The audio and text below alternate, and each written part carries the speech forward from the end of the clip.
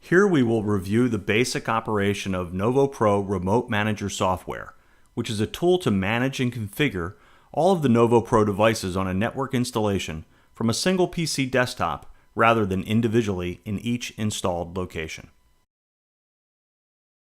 Let's start by opening Remote Manager and adding the devices to our list.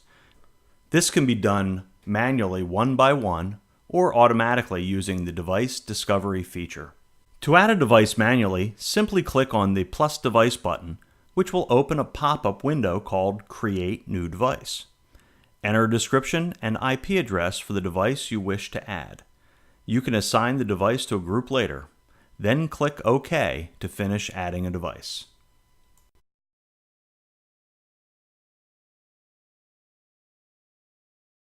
The recommended way to add a large number of devices is to utilize Device Auto Discovery.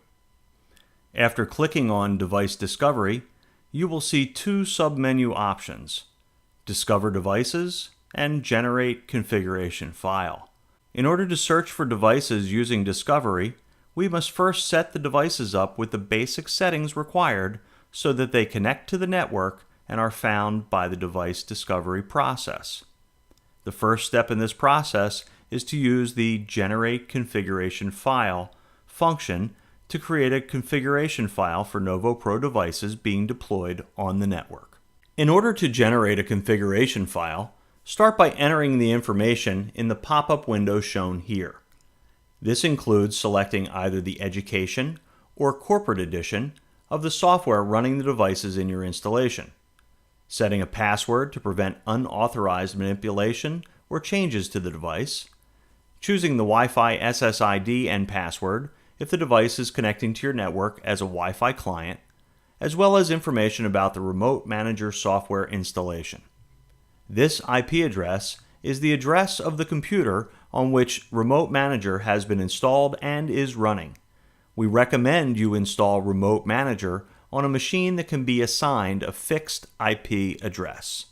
This will allow devices to report to Remote Manager installed at this address as long as it does not change.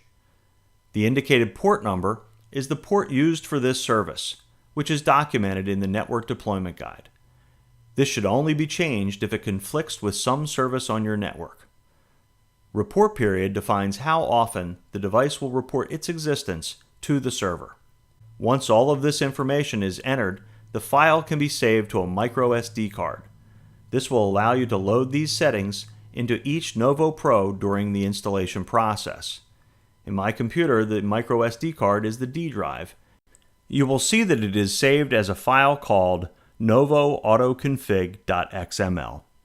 Now we'll see how to use the configuration file we just created to configure a newly unboxed NovoPro device.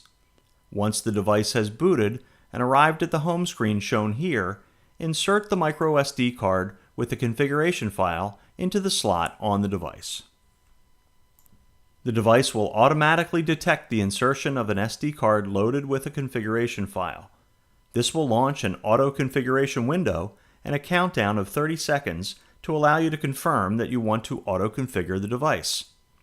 If you have connected a mouse to the device, you can immediately click Confirm to proceed to the next step or click Cancel to prevent the configuration from loading. Otherwise, you can just wait 30 seconds and the configuration file will then be applied. Once the configuration file starts to take effect, you will notice the edition has changed to Education and Wi-Fi will be configured as set in the file. If you set a password, any additional changes you attempt to make with the mouse will require this password. Now let's get back to the Remote Manager application and choose Discover Devices. You will see that the first device found immediately is the unit we entered and added manually in the beginning of this video. Notice its Added box is already checked. Next, you notice a new device is added into the list. This is the device found through Auto Discovery process. To select and add this device, click the checkbox on the left and then choose Add to open the Create a New Device window where we can name and group the unit. We will simply accept the default description and leave the group blank for now. Hit OK to complete the process. You will see that it is added to the list and shows a green status as online.